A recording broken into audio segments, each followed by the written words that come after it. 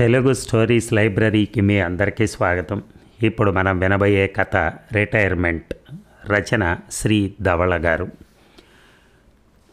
మీ తీర్థయాత్రల plan ఎంతవరకు వచ్చిందమ్మా? ఫోన్లో తల్లి శారదను అడిగింది సంధ్య. కొద్దిసేపు మౌనం తర్వాత శారద అంది, ఏదో అనుకున్నాను కానీ అవన్నీ ఎక్కడ కుదురుతాయి నాకు. అదే అలా అంటావు? నాన్న రిటైర్ అయ్యి 2 నెలలుగా వస్తుంది కదా, ఇంకా తీరిక దొరకలేదా నీకు? నొచ్చుకుంటూ అడిగింది సంధ్య. ఎక్కడమ్మా తీరిక? రిటైర్ అయిన దగ్గర నుంచి మీ నాన్న స్నేహితులు ఎవరో ఒకరు రావటం, వాళ్ళకు వండి వార్చడంతోనే సరిపోతుంది. మీ నాన్న కూడా ఇంతకాలంగా ఆఫీస్ పని ఒత్తిడితో ఒక్కరోజన్నా ఆస్వాదిస్తూ తిన్నదే లేదు. ఇప్పుడు ఒక్కసారిగా తీరిక దొరకడంతో అది చేసి పెట్టు ఇది చేసి పెట్టు అని అడుగుతున్నారు. అలా గడిచిపోతున్నాయి రోజులు. కూతురుతో చెప్తున్నట్టు కాకుండా తనకి తానే చెప్పుకుంటున్నట్టుగా అన్న శారద, సరే కానీ రవి సంగతులు చెప్పు అంటూ మాట మార్చేసింది. శారద భర్త కృష్ణమూర్తి రైల్వేలో పనిచేసి ఈ మధ్య రిటైర్ అయ్యారు. వారికి 2 పిల్లలు, 1 కొడుకు 1 కూతురు. ఇద్దరికీ పెళ్ళిళ్ళు అయిపోయాయి. కొడుకు కోడలు బెంగళూరులో ఉద్యోగాలు చేస్తున్నారు. వారికి 2 ఆడపిల్లలు. కూతురు అల్లుడు హైదరాబాదులో ఉద్యోగాలు చేస్తున్నారు. వారికి 1 మగపిల్లాడు. కృష్ణమూర్తి రైల్వేలో ఉద్యోగం కావడంతో ఎక్కువగా ట్రాన్స్ఫర్లు అవుతూ ఉండేవి. పిల్లల్ని తిప్పినట్టుగా ఊర్లు మారుతూ ఉంటే పిల్లల చదువు పాడవుతుందని శారదని పిల్లల్ని తమ సొంత ఊరు కాకినాడలో ఉంచాడు మూర్తి. వారి దగ్గరే కృష్ణమూర్తి తల్లి అనసూయమ్మ గారు ఉండేవారు. ఏదైనా ఉద్యోగం చేస్తే వేడిళ్ళకు చన్నీళ్ళలా ఉంటుందని ఉద్యోగానికి ప్రయత్నించమని ప్రోత్సహించాడు మూర్తి. పిల్లలకి మంచి చదువులు చెప్పించాలంటే కష్టపడటం తప్పదనుకుని అయిష్టంగానే ఒప్పుకుంది శారద. ఆమెకు త్వరలోనే ఓ ప్రైవేట్ కంపెనీలో ఉద్యోగం వచ్చింది. ఇక అప్పటి నుంచి జీవితం ఉరుకులు పరుగుల మీదే సాగినట్టు తోచింది శారదకి. రోజు పొద్దున్నే పిల్లల్ని తయారు చేసి వంట చేసి అందరికీ బాక్సులు సర్ది అత్తగారికి అన్నీ సిద్ధంగా పెట్టి ఆఫీస్కి వెళ్ళేది. సాయంత్రం ఇంటికి వచ్చేటప్పుడు ఇంటికి కావాల్సిన సరుకులు కూరగాయలు తెచ్చుకోవటం, రాత్రి వంట పని ఆమె దినచర్య. అత్తగారు కొంతకాలానికి గతించారు. ఆ తర్వాత కొడుకు పెళ్ళి, మరో 2 ఏళ్లకు కూతురు పెళ్ళి చేశారు. కూతురు సంధ్య పురిటికి కాకినాడ వచ్చే నాటికి శారద ఉద్యోగం మానేసింది, ఇంకా పని చేయలేక. పిల్లాడికి 3వ నెల వచ్చాక సంధ్య హైదరాబాద్ వెళ్ళిపోయింది. ఆ తర్వాత మూర్తి పనిచేస్తున్న చెన్నైకి మకాం మార్చేసింది శారద. ఎన్నో సంవత్సరాల తర్వాత అమ్మా నాన్న కలిసి ఉండబోతున్నారు అని పిల్లలిద్దరూ సంతోషించారు. మూర్తి రిటైర్ అయ్యాక ఈ మధ్యనే ఇద్దరూ కాకినాడ చేరారు. శారద మూర్తి చెన్నైలో ఉండగా ఒకరోజు సంధ్య తల్లిని అడిగింది, నాన్న ఇంకా రిటైర్ అవుతారు కదమ్మా, అప్పుడంతా ఖాళీనే, మీ ఇద్దరికి ఏం చేస్తారు అని. శారద ఎంతో ఉత్సాహంతో చెప్పింది, నేను ఎదురు చూస్తున్నది దానికోసమేనే. ఇంతకాలం బాధ్యతలతో ఏవీ చేయలేకపోయాం. ఇప్పుడు ఉద్యోగ బాధ్యతలు లేవు, పిల్లల బాధ్యతలు లేవు. అందుకే నాకు తీర్థయాత్రలు చేయాలనుంది. యూట్యూబ్లో చూసి వెళ్లాల్సిన ఊర్లన్నీ ఒక లిస్ట్ రాసుకున్నాను కూడా. ముఖ్యంగా ఎప్పటి నుంచో మధుర చూడాలని నా కోరిక. తల్లి ఉత్సాహం చూసి సంధ్యకు కూడా ఆనందం కలిగింది. ఈ విషయం గురించే ఇప్పుడు అడిగితే అలా పొడిగా సమాధానం ఇచ్చింది తల్లి. ఇన్ని సంవత్సరాలకు తనకు నచ్చింది చేస్తోందనుకుంది. సంతోషపడితే ఇలా మాట దాటేసిందేమిటి అని బాధపడింది సంధ్య. ఏంటి, మీ చెల్లెలింటికి వెళ్తావా 20 రోజులు? ఎందుకు అన్నట్టు అడిగాడు మూర్తి భార్యను. మా చెల్లెలి కూతురు చిత్ర ఉంది కదా, దానికి పాప పుట్టింది ఈరోజే. మా చెల్లి రమ్మంది. కాస్త సాయానికి చంటి పిల్లతో చేసుకోవాలంటే దానికి భయంగా ఉందట. అక్కని పైగా పక్క ఊరిలోనే ఉండి వెళ్లకుండా ఉంటే ఎలా అండి అని చెప్పింది.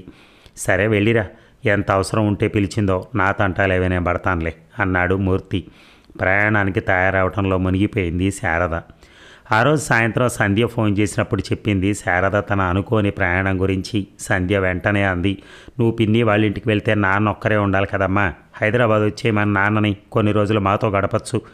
శారదకి ఆలోచన బాగానే తోచింది. సరే సంధ్య, నాన్నతో చెప్తాను అంది. ఆ తర్వాత శారద తన చెల్లెలి ఇంటికి వెళ్ళటం, మూర్తి సంధ్య వాళ్ళ ఇంటికి వెళ్ళటం జరిగిపోయాయి ఒకేసారి.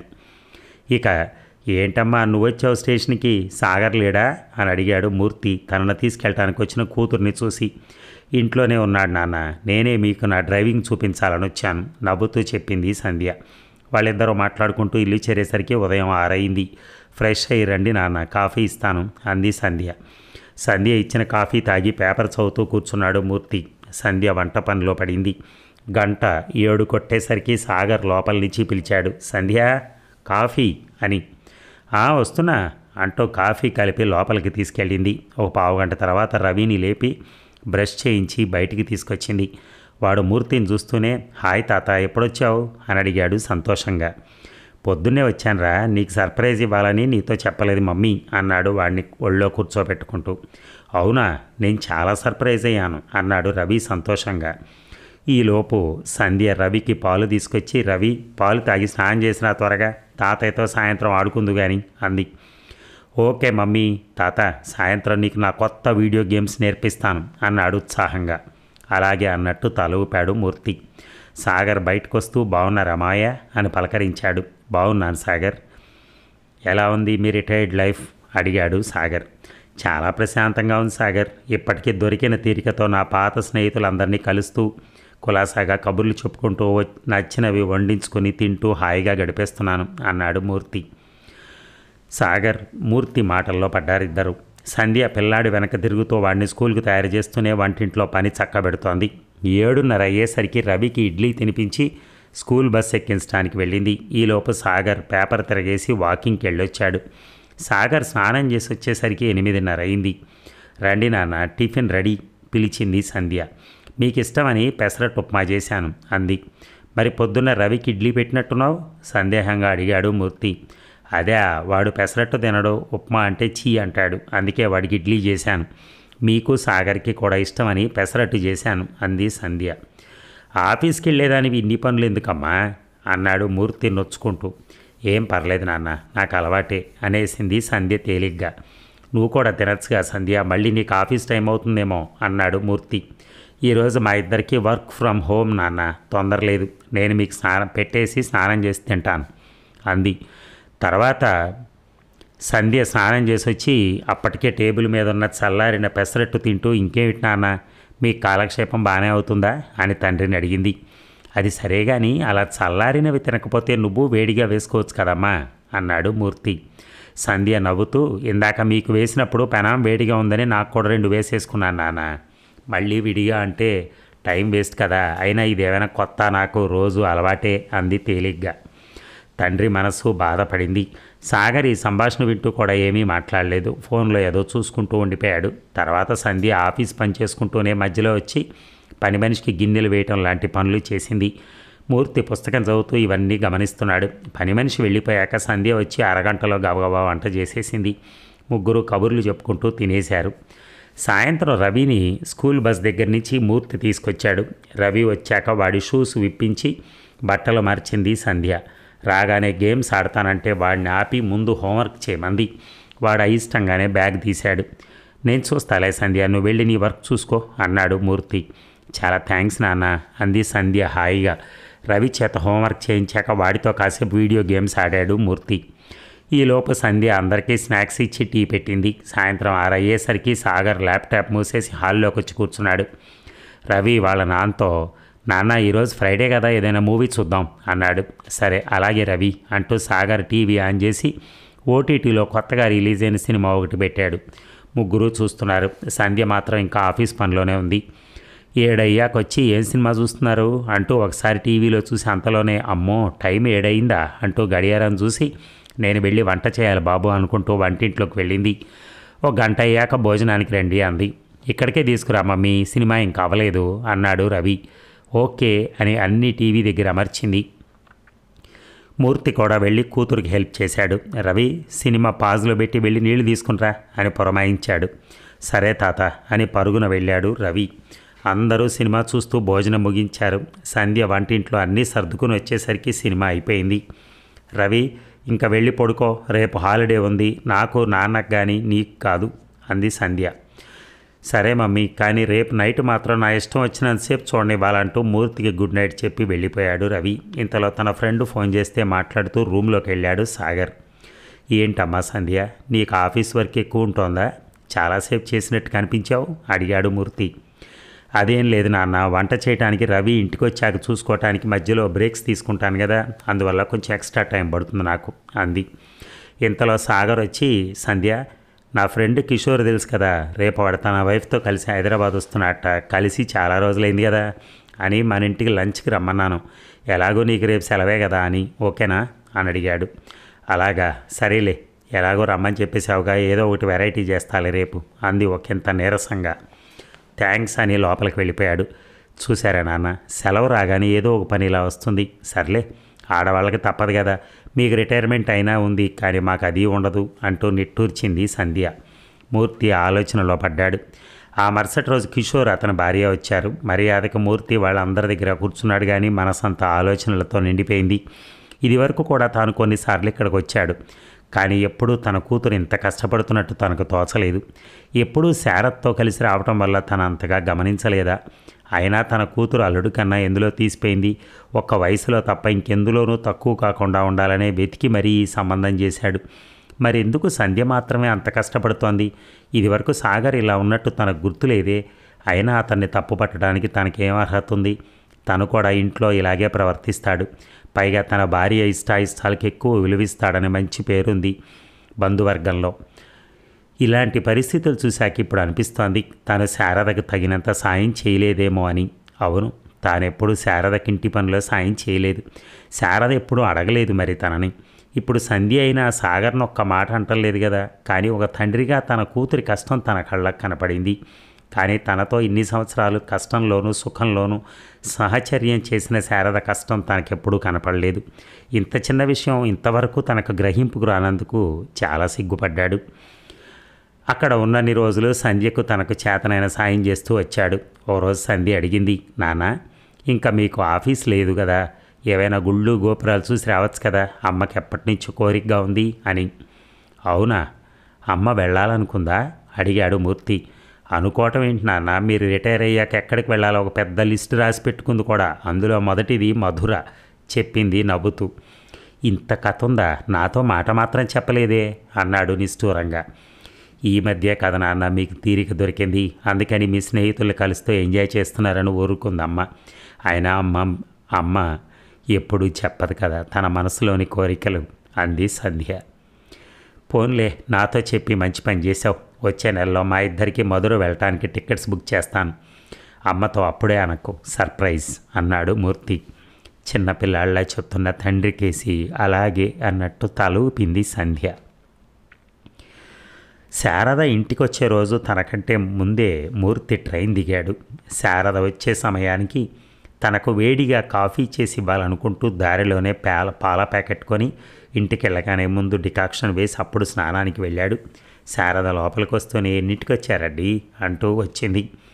నేను 6ంటికే వచ్చానులే, నువ్వు వెళ్ళి కాళ్ళు చేతులు కడుక్కొనిరా, మంచి కాఫీ ఇస్తాను అన్నాడు. అబ్బో, మీరు పెట్టారా అంది ఆశ్చర్యంగా. ఏ నాకు రాదనుకున్నావా?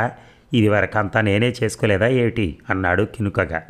రాదని కాదు అని ఆర్ధోక్తిగా ఆపింది శారద. కాఫీ తాగుతూ విశేషాలు మాట్లాడుకున్నారు ఇద్దరు. నీకో సర్ప్రైజ్ అన్నాడు మూర్తి. ఏమిటండి ఈరోజు అన్నీ కొత్తగా అంటూ నవ్వేసింది శారద. జీవితంలో కొత్త పాఠాలు నేర్చుకున్నప్పుడల్లా మనం కొత్తగా మారుతూనే ఉంటాం కదా, అది ఏ వయసుకైనా వర్తిస్తుంది. సంధ్య వాళ్ళ ఇంటికి వెళ్ళి చూశాకే నాకు నీ కష్టం అర్థమైంది. ఇంతకాలం కేవలం నా కళ్ళతోనే చూశాను, కానీ ఇప్పుడు మనసుతో చూస్తే అర్థమైంది. ఇంటి పనులు ఆఫీస్ పనులతో నువ్వెంత కష్టపడ్డావు అన్న విషయం అన్నాడు. ఏంటో చాలా కొత్తగా మాట్లాడుతున్నారు. నేను కష్టపడ్డా నిజమే, కానీ అదంతా మన కుటుంబం కోసమేగా. మీరు మాత్రం కుటుంబానికి దూరంగా ఉండి కష్టపడలా అంది శారద. అవును శారద, అందుకే నాకు రిటైర్మెంట్ ఉంది, కానీ నీకు అది కూడా లేదు. అందుకే ఇక్కడి నుంచి మరిద్దరం పనులు పంచుకుంటూ మనం గతంలో టైం లేక చేయలేకపోయిన పనులన్నీ చేద్దాం, సరేనా అన్నాడు మూర్తి. బాగానే ఉంది, అంతకంటే ఇంకేం కావాలి? ఇంతకీ ఆ సర్ప్రైజ్ ఏమిటో చెప్పండి అంది కుతూహలంగా. మనం మధుర వెళ్ళటానికి టికెట్స్ తీసుకున్నాను అన్నాడు మూర్తి మెరిసే కళ్ళతో. అవునా, సంధ్య చెప్పిందన్నమాట మీకు అంది శారద ఆనందంగా. అవును, నీ లిస్ట్ ఇప్పటికైనా నాకు చూపిస్తే నేను కూడా మంచి భర్త అవ్వటానికి ప్రయత్నిస్తాను మరి అన్నాడు మూర్తి ఆట పట్టిస్తూ. ఊరుకోండి, ఇప్పుడు మీరు మంచి భర్త కాదని ఎవరన్నారు అంటూ నవ్వేసింది శారద. ఇక మొత్తానికి నన్ను విలన్ని చేసి మీ నాన్నగారికి సినిమా చూపించావుగా అన్నాడు సాగర్ చపాతీలు ఒత్తుతూ. సినిమా కాదు, మా అమ్మ మనస్సు ఆయనకు అర్థమయ్యేలా చూపించాలి అనుకున్నాను అంతే. మా నాన్న చాలా మంచివారు, కానీ భార్య చెప్పకుండానే తన మనసులో మాట తెలుసుకునే తెలివితేటలు లేవు. మా అమ్మ ఏమో బయటికి చెప్పదు, అందుకే ఈ చిన్న నాటకం అంది చిన్నగా నవ్వుతూ. అయితే మాత్రం ఇప్పుడు వాళ్ళిద్దరు నన్ను తిట్టుకుంటూ ఉంటారు నిన్ను కష్టపెడుతున్నందుకు అన్నాడు బాధ నటిస్తూ. అయితే ఈసారి మా అమ్మ నాన్న వచ్చినప్పుడు వంట మొత్తం నువ్వే చేయి, నేనేమి అడ్డు చెప్పను అంది సంధ్య కళ్ళెగరేస్తూ.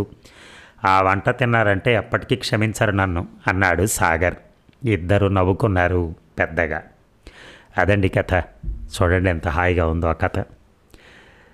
ఒక తల్లి బాగుండాలి, తల్లి ఇప్పటికైనా సుఖం అనుభవించాలనుకునే కూతురు భర్తని ఎలా చిన్న చిన్న చికాకులు పెట్టి భర్తని కొన్ని పనులు చేపించి, అంటే ఆయన ఏం చేయట్లేదు మొత్తం నేనే చేస్తున్నాను అన్నట్టుగా క్రియేట్ చేసింది ఆయన్ని కూర్చోబెట్టి. రోజు భర్త పాప ఇద్దరు కలిసి చేసుకునేవాళ్ళు. కానీ వద్దు నువ్వు పెట్టద్దు, మా నాన్నకు తెలియాలి అని చెప్పా, కష్టం ఏంటో తెలియాలి ఆడవాళ్ళ కష్టం అని. అది చూసే కదా వాళ్ళ నాన్న వెళ్ళి అక్కడ అన్ని పనులన్నీ చేస్తున్నాడు, మధురకి టికెట్ కొన్నాడు, అన్నీ కొన్నాడు. మనం ఏంటంటే ఈ మగవాళ్ళు ఈ ఉద్యోగాల్లో పడి అక్కడ పడి ఇక్కడ పడి వాళ్ళకున్న వేరే వేరే పనుల వల్ల కావచ్చు, ఏదైనా కావచ్చు, ఇంట్లో భార్య గురించి పెద్దగా పట్టించుకోరు.